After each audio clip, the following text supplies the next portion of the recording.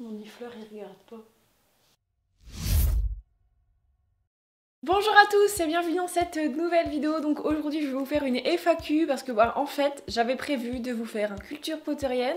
Sauf que du coup j'ai repris mes cours lundi dernier et en fait j'ai vraiment pas eu le temps de faire un culture potterienne. J'ai pas eu le temps de faire même une autre vidéo. Du coup je me suis dit plutôt que pas de vous sortir de vidéo, je vais peut-être vous faire une petite FAQ. Comme ça voilà, et on verra peut-être la semaine prochaine pour le culture potterienne. Donc vous avez peut-être remarqué aussi que je ne suis pas dans mon décor habituel.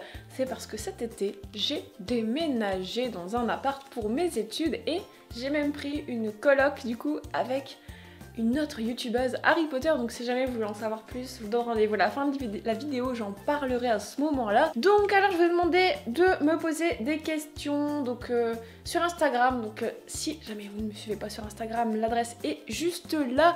Donc on va commencer tout de suite. Alors quel âge as-tu et quelles études je fais? Donc j'ai 24 ans. J'ai déjà dit plein de fois, à chaque fois vous êtes choqués par rapport à mon âge. Mais oui, j'ai bien 24 ans et donc je suis en licence d'art, option, études cinématographiques, enfin voilà. Et du coup ce serait pour, dans l'idéal, faire le métier donc de réalisatrice, même si c'est un peu difficile d'y accéder, voilà, ce serait vraiment mon rêve en tout cas. Est-ce que j'ai déjà regretté d'avoir acheté certains objets Harry Potter? En fait, il y a des objets Harry Potter que j'ai revendus récemment, donc on va dire que ça serait un peu ces objets-là. Genre, par exemple, j'ai revendu le sac d'Hermione, vous savez, la réplique du sac d'Hermione qu'elle a dans les Reliques de la Mort. En fait, c'est un objet que j'ai... en fait, je l'aimais bien parce qu'il appartenait à Hermione, mais je l'aimais pas particulièrement, je l'ai jamais mis en valeur, j'ai jamais plus que ça regardé.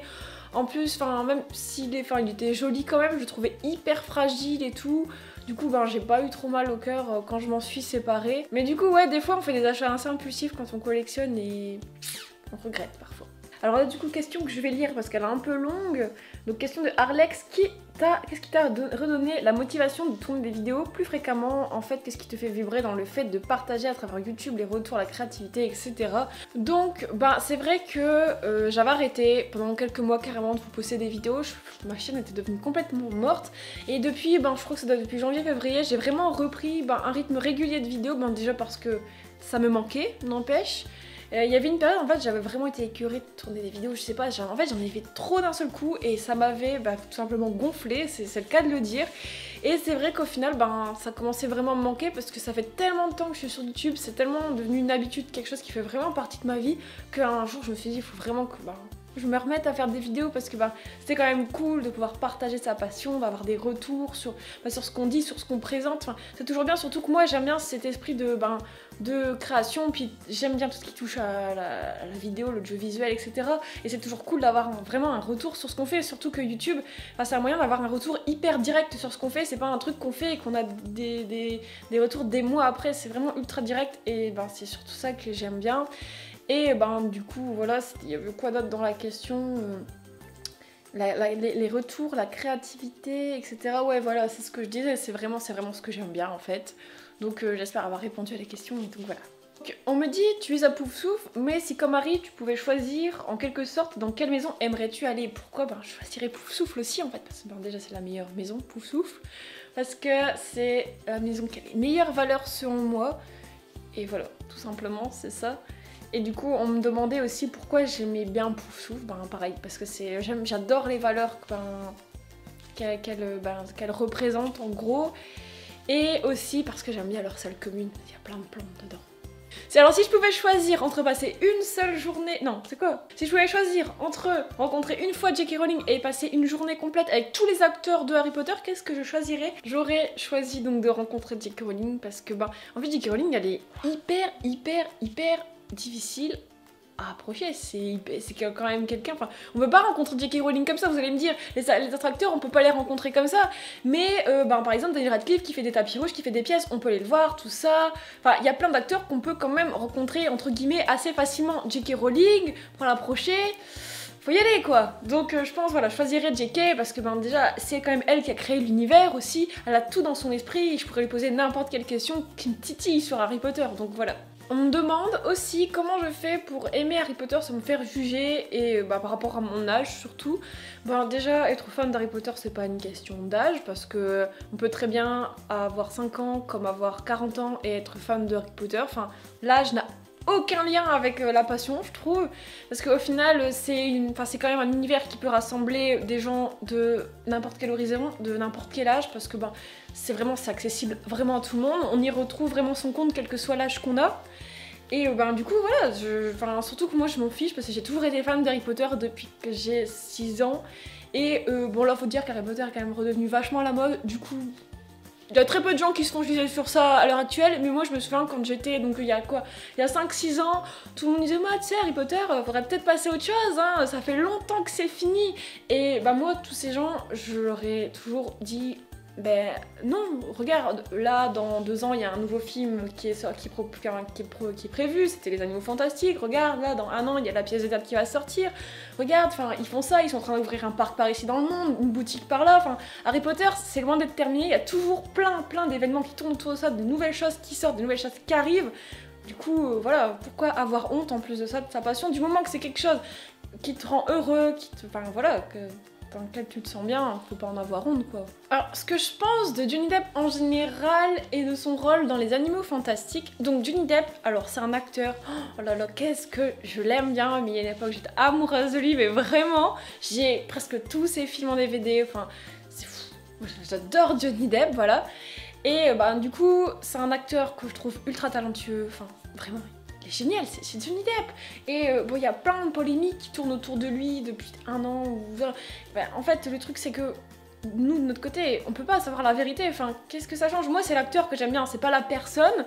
Donc voilà, ça, je m'en fous, ça me concerne pas, voilà. Et dans son rôle dans Les Animaux Fantastiques, alors je suis ultra contente que Johnny Depp fasse enfin partie de l'univers de Harry Potter parce que, en fait, à l'époque, je me souviens quand j'avais vu Le Prisonnier d'Azkaban. Et donc Galerie Hallmal dans le rôle de Sirius Black, je m'étais dit Johnny Depp irait tellement bien dans le rôle de Sirius Black aussi, c'est quelque chose que je me suis toujours dit. Et pour l'instant dans les AF1, dans les Animaux Fantastiques 1, on l'a pas encore trop vu, on l'a vu 1 ou 2 minutes vers la fin, donc on peut pas trop encore juger son rôle. Mais dans tous les cas, je pense que le rôle de Grindelwald, voilà, je pense que ça peut être pas mal, surtout pour un acteur comme lui. Et enfin, dernière question, est-ce que je vais retourner au studio et est-ce que j'ai des projets pour ma chaîne? Donc le studio, oui, c'est sûr que j'y retournerai un jour. La dernière fois que j'y suis allée, ça doit bien faire 4 ou 5 ans. Et ça fait 1 an que ça me titille d'y retourner, mais j'ai tout le temps envie d'y retourner. Déjà, c'est les studios, il y a eu plein d'extensions. Moi, j'ai jamais vu la partie Poudlard Express, la partie... Qu'est-ce qu'ils m'ont ouvert d'autre? Donc ouais, moi, j'ai jamais vu la partie Poudlard Express, fort interdit. Je crois qu'il y a même une petite partie dédiée aux Animaux Fantastiques maintenant. Ça fait tellement longtemps que je suis pas retournée, ils ont tellement rajouté de choses depuis que j'ai qu'une hâte d'y retourner. Je sais que ça arrivera, je pense, d'ici 1 an et demi maximum. Faut que je prévoie ça, mais voilà, j'ai tellement hâte d'y retourner. Et sinon, si j'ai des projets pour ma chaîne, j'en ai plein en tête, mais que je ne sais pas comment je vais pouvoir réaliser, si je vais avoir le temps, si je vais avoir les possibilités. Donc voilà, j'ai plein de projets, je préfère pas m'avancer pour l'instant, je préfère y aller au fur et à mesure, voir, voilà, faire selon ce que je peux faire. Et donc, si vous êtes resté jusque là, c'est peut-être parce que vous êtes curieux.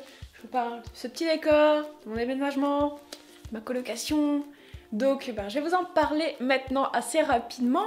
Donc en fait, l'été dernier, du coup cet été, il y a quelques mois, j'ai pris la décision de prendre un appartement dans la ville où je faisais mes études parce que l'année dernière j'ai passé mon temps dans les transports en commun, dans le train tous les jours. Au bout d'un moment on se dit on va peut-être arrêter ça. Du coup voilà, maintenant j'ai un appartement ici, première fois que du coup je pars de chez mes parents, l'indépendance enfin bref voilà. Ça facilite mes études et du coup voilà pourquoi ce nouveau décor. D'ailleurs n'hésitez pas à me dire ce que vous en pensez. J'ai essayé de faire un truc qui ressemblait, qui faisait un peu penser à la salle commune des Poufsouffles avec le drapeau qu'un abonné m'a envoyé. D'ailleurs je te remercie, c'est Severus Flockhart de m'avoir envoyé donc cette magnifique bannière de Poufsouffle, la petite plante qui rappelle un peu la salle commune. Là j'ai mis le petit truc 9/3 par rapport au nom de ma chaîne, la petite écharpe, le petit nifli qui m'a suivi jusque là. Je vous avais dit qu'il allait rester dans mon décor. Et donc voilà. Et donc parce que financièrement c'est pas évident de prendre un appartement toute seule, je fais une colocation avec une autre youtubeuse Harry Potter que peut-être que vous connaissez, que vous avez vu souvent sur ma chaîne. Et donc il s'agit de Cyrus Patmol. Bonjour. Donc voilà, bon, je pense que certains vous en doutez si vous nous suivez sur Instagram et tout, parce qu'il y a eu plein de stories toutes l'été de déménagement et tout. Et du coup, bah en fait, le truc c'est qu'on fait nos études dans la même fac. Donc du ça coup, facilite beaucoup les choses, on s'est dit, mais ça coule de source en fait, pourquoi ne pas prendre une coloc? Du coup voilà, vous allez beaucoup nous voir ensemble, du coup bah à partir de maintenant, si vous l'aviez pas encore vu, et du coup bah on va chacune apparaître sans arrêt dans les vidéos l'une de l'autre, hein, parce que du coup on va tout tourner quasiment tout à l'appart, parce que moi j'ai mon matériel, enfin c'est plus simple. Ah, si vous saviez à quel point j'aimais mon indépendance toute seule sans elle, hein. Oh, non, je rigole, ça va, t'es pas une trop mauvaise coloc, elle fait la vaisselle. Enfin, donc voilà pour la petite explication. J'espère que la vidéo vous aura plu. Donc on se retrouve la semaine prochaine, peut-être cette fois-ci enfin pour un culture potterienne. Donc voilà, moi je vous dis à très bientôt.